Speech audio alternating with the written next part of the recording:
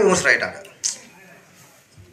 இன்றைக்கி பத்திரிக்கை மீடியாக்களை மீறி ஆடியன்ஸே விமர்சனம். சூடாக சுட சுட தோசை சுட்டு கொடுக்குற மாதிரி தியேட்டர் வாசலே சுட்டு கொடுத்துருவோம். மக்களுக்கு தான் படம் எடுக்கிறோம்.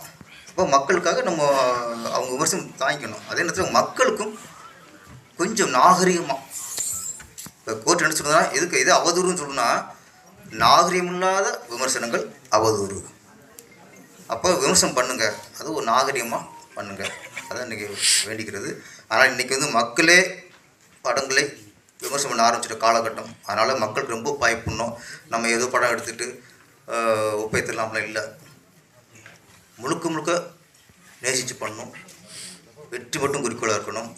ஒரு ஸ்கிரிப்டை இயக்குனர் மட்டும், ஏன்னா இயக்குனர் மட்டும் வச்சுக்கும்போது அவருடைய அவருடைய திறமைக்கும் அவருடைய சிந்தனைக்கும் தான் இருக்கும். அதை 4 பேர்கிட்ட 4 பேர் இல்லை, ஃபஸ்ட்டு 40 பேரோட கதை சொல்லலாம், தப்பே இல்லை. நமக்கு தேவை வெற்றி. இன்னொரு சொன்னால் தப்பாகிருமோ, அவங்க சொன்னால் தப்பாகிருமோ, அந்த ஈகோவே இருக்கக்கூடாது. வெற்றி அடையணும்னா நீங்கள் உங்கள் நம்பிக்கையான யாராக இருக்காங்களோ, சரியான விமர்சனம் யாராக இருக்காங்களோ அவங்க கூட கதையை சொல்லி செதுக்கிக்கலாம். ராமச்சந்திரன் ஒரு திறமையான ஒரு நம்பிக்கையான ஜெயிக்கணுங்கிற வெறியோடு இருக்கிற ஒரு இயக்குனர்.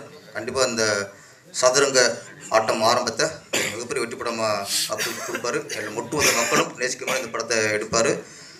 பிடிச்சிருக்கு இந்த படம் மிகப்பெரிய வெற்றி படம் அமைஞ்சு தொடர்ந்து நீங்கள் தமிழில் படம் பண்ணிட்டே இருக்கணும். இதில் நீங்கள் ஒரு இயக்குனருக்கு மட்டும் வாய்ப்பு கொடுத்ததா இல்லை சார். ஒரு ப்ராஜெக்ட் ஆரம்பிச்சிட்டா அதில் ஆயிரக்கணக்கான தொழிலாளருக்கு வேலை கிடைக்கும் சார். அதான் சார், அந்த ஆயிரக்கணக்கான தொழிலாளருக்கு தலைமை தான் இயக்குனர்.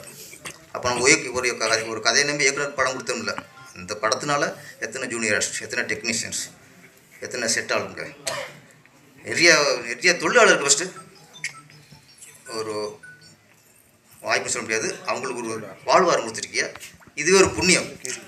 இது ஒரு ஒரு சிறு தயாரிப்பாளர் நிறைய சின்ன சின்ன டெக்னீஷியனுக்கு வாய்ப்பு கொடுக்குறது அது ஒரு புண்ணியம். இந்த புண்ணியம் உங்களுக்கு வெற்றியாக அமையும். நன்றி, வணக்கம்.